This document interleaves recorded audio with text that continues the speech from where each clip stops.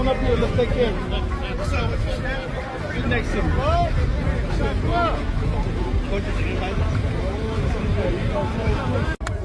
I take it in the festivities, Clarissa. Look at his turnout. Oh, this is like earned, deserved. I mean, he had to go to credit for so long, and he just wanted to be the pound best in the world. The hundreds of thousands in here for a reason. It's best. Special, man. So everybody's talking about the situation with Bud Crawford getting pulled over by the police the day before his birthday and the day of his parade when he was celebrated for winning becoming an undisputed champion when he beat the mess out of Canelo Alvarez, right? We know that we all saw the video where he was pulled over and, you know, they was telling him to get out the car, and you can hear the guy on the passenger side saying, hey, I ain't got no gun, man. I mean, you know, I'm not reaching for no gun. I'm not reaching for no gun. The cop, they drew guns on him and everything, right? Now, mind you, like I told you guys, he lives in Omaha. Everybody knows him in Omaha. But for some reason, you know, this thing gets real crazy, man. Let's look at the video. Let's re-look at the video. Seatbelt. He told to step out. I'm opening the door. You can take I'm mine opening off the door. of me right here on my right. I'm keeping my fucking hands up. I'm not reaching for no gun, bro. Step out. Can I move my phone? Step out. Yeah, that's crazy. All that serious? All that necessary? Serious? Yeah, serious? Not that deep. So you can clearly see, you know, he's in his hometown. You know, it's ugly, man. It don't look good. He's been, you know, he's being grabbed on by the police. And they do this to us all the time because they already got this preconceived notion about us. And then a lot of times they're afraid. When they come around you, they already scared, bro. They scared to death when they come around you, right? That's why a lot of them shouldn't be policing us, because there's a lot of black men and girls, women and children who have lost their lives due to a W police officer policing black communities and being afraid. Because of the way we're portrayed in the media, they think all of us is that way. See, when they do something, they are a lone wolf. When somebody black do something, it's all of us. All of us get that ticket, right? And that's the way that they view us, man. But Dr. Rashad, he saw this and he commented on this and he said this. Driving in a straight line, guns. He had to say on record, I'm not reaching for a gun, even though everyone in the vehicle was legally carrying. Remember, it's constitutional, right? If it's constitutional to do, my constitutional law professor would have said that means it's extra legal for you to do that thing. Extra legal. It's not a statute, it's the Constitution. You have the right to bear arms. So by doing something that's extra legal to do, they get guns drawn on them, ordered out of the vehicle. Do you know that's a life or death situation in that very moment? Somebody could move in a way that an officer assumes to be aggressive, and all of a sudden, every person in their vehicle is shot and killed. Oh, it has happened. We've interviewed one person before who was shot at over 100 times. He survived, ironically. And we had him on Indisputable. And he was inside of his car. And however the universe saw fit, it happened to where this man survived to talk about it. You can find that interview on our YouTube channel. And see, listening to Dr. Rashad talk in 2025, I got a lot of respect for the big homie, but it just lets me know just how powerless black folks are. We got a lot of black people in powerful positions in America today, but they're individuals. We're not bonded together, right, to create power, to make other groups respect us as a group, even though we've been here forever. Some of us are indigenous. Some of us been here since the 1600s, right? I just don't understand how we can be the foundation of America and have all the inventions and all the things that move the world today, but yet and still, we're still not respected. I'm not putting the onus on us, on the W man, because he's who he is, right? And he's never going to change. He's who he's always been since he's encountered us, right? It's incumbent upon us to change. But we always speaking from the position of being a victim. Instead of saying, hey, you punch me, I mean, I'm defending myself to the point where you won't even think about punching me no more or disrespecting me no more, right? When do we get to that place? When do we get to that point, right? A lot of us is telling us horror stories about our encounters with these W folks in police uniforms with firearms. These are horror stories. These not stories where they say, okay, Mr. Such and Such, I have to, they have to respect you because of who you are. At what point do we change that narrative, man? At some point, the narrative has to change.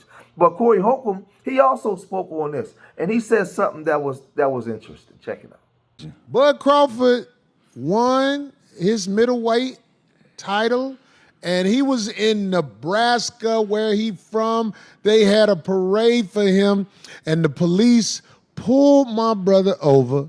Yeah. And did what they've done to you before, right, Craig? Yeah. What they've done to Phil before, what they've done to me before. This is how we know the police in America to be foul bigots. Why he left me out of it? The scariest thing ever happened to me, I got pulled over by the police, and my homeboy driving had one arm. One arm Walt. Shout out to One Arm Walt. They kept telling him to put both his hands out the window. He only had the. And they was about to kill us because he was doing this, and they thought he was holding out. That nigga had to stick his whole upper torso out the window. Like, I got one arm. He was yelling, "Do not shoot! I only got one arm." That made their day. Oh for sure. God, they could. That made their We're day. laughing now, but that could have been really tragic. Yeah, it could have been. Shout out to Walt. Golly. Being a police in the United States of America is absolutely nothing to stand proud with. You are part of a gang that has discriminated against, I'm just speaking on mine right now, if that's okay. Mm-hmm. Yeah. They have discriminated against mine in ways where they could never be respected. Never. Never. Like I said, everybody ain't bad, but you're still part of a wicked gang. How are you going to stand up in the light knowing you part of a gang that is part of the enforcement to make sure certain people don't rise up?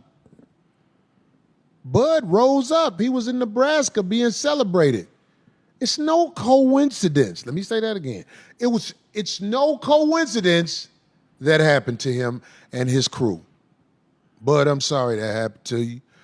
I'm a little older than you. I'm here to tell you. It's part of living in America. Ain't that a song? Living in America. Yes. James Brown was getting his hustle on when he wrote that. Then you saw what the police did to him? Man. A couple of times. A couple of times. I know people who have never been disrespected by the police. Ever. How? Yes. They've never had an issue where the police come at them out of bounds. But you know what they all look like? Not like me. And they're smart enough to know and see. Wow. I had a business manager, and one day I was getting ready to buy a car on the lot in Van Nuys. And this was back when I was new out here. And then I drove past the lot, and I looked at that car again the night before I was finna buy it, and the police pulled me over and was questioning me and doing everything. Now, when my business manager found out about this, he lost his mind because he wasn't used to that. He didn't have a client like me either. Right. When I told him what happened, he knew I wasn't lying because he got to know me enough to be like, do you know he wrote to them and they wrote me an apology letter? Oh, wow. For what happened to me? What? Yeah. Yeah. Nice. And I was like, they wrote a letter. He said, yes, they wrote a letter. God damn it. My business manager. Yeah. What is his name again? When I say his name, you're going to be like, oh, yeah, I get it. It's one of those names. Yeah. His name moves weight. Something like that. What is his name? I'm sorry. No, his name is John Power, and his partner name was Tversky. Power and Tversky.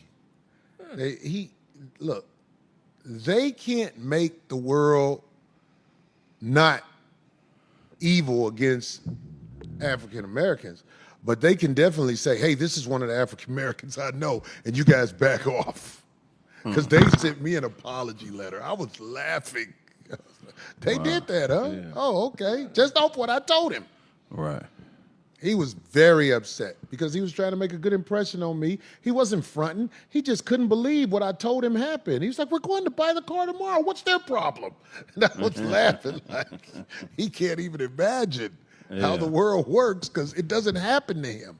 Him and his family have never been pulled over and asked to get out the car. Right. You know what I mean? Right. And nor should they because they're not living like that. But it doesn't matter if I'm living like however. As soon as I'm pulled over, I'm the villain. Now, Corey Holcomb is speaking about being pulled over by these W folks. And he went and got some other powerful W folks and made them deal with those W folks, right? He made them deal with them. And this is the thing, though.